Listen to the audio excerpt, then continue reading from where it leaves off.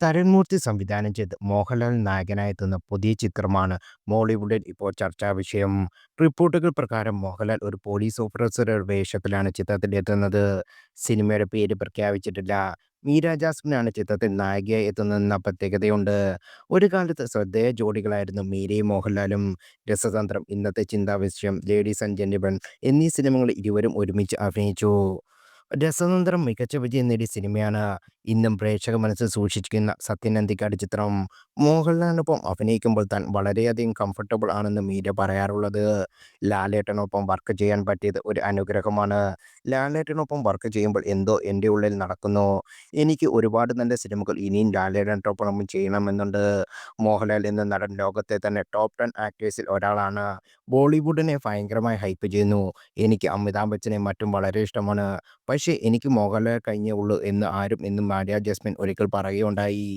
മീരയും മോഹൻലാലും വീണ്ടും ഒരുമിച്ച് സ്ക്രീനിലെത്തുമ്പോൾ മറ്റൊരു പ്രശസ്തി കൂടിയുണ്ട്. മീരയെക്കുറിച്ച് വ്യാപകമായി സിനിമാ ലോകത്ത് കഥകൾ പ്രചരിച്ചിരുന്നു. സെറ്റിൽ വൈകിയെത്തുന്നു, തോന്നുമ്പോൾ ഇറങ്ങിപ്പോകുന്നു, സഹപ്രവർത്തകരോട് ദേഷ്യപ്പെടുന്നു എന്നിങ്ങനെ ഗോസിപ്പുകൾ പരന്നു. മീരയെ 4 സിനിമകളിൽ നായികയാക്കിയ കമൽക്കൂടി ഈ ആരോപണവുമായി രംഗത്ത് വന്നതോടെ ഈ പ്രചരണത്തിന് ആക്കം കൂട്ടി. മോഹൻലാലും മീര ജാസ്മിനും ഒരുമിച്ച് അഭിനയിച്ച സത്യൻ അന്തിക്കാട് സംവിധാനം ചെയ്ത സിനിമയാണ് ഇന്നത്തെ ചിന്താവിഷയം. ഈ സിനിമയുടെ സെറ്റിൽ നടന്ന സംഭവമെന്ന പേരിൽ മീരയ്ക്കെതിരെ പ്രചരണമുണ്ടായി. സെറ്റിൽ മീര വൈകിയെത്തി. മോഹൻലാലിന് വരെ 11 മണി വരെയായിരുന്നു മീര സെറ്റിൽ എത്തിയും കാത്തിരിക്കേണ്ടി വന്നത്.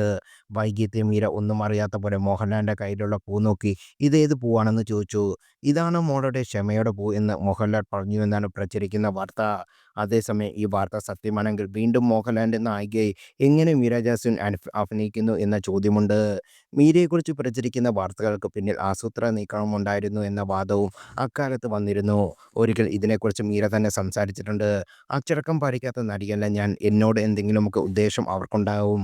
അവരുടെ ഉദ്ദേശത്തിൽ നിൽക്കാതെ വരുമ്പോൾ പ്രചരിപ്പിക്കുന്ന കാര്യങ്ങളാണിത്. ഒരിക്കലും അച്ചടക്കം പാലിക്കാത്ത കുട്ടിയല്ല ഞാൻ. എന്നെ അച്ചടക്കത്തോടെ തന്നെയാണ് എൻ്റെ മാതാപിതാക്കൾ വളർത്തിയത്."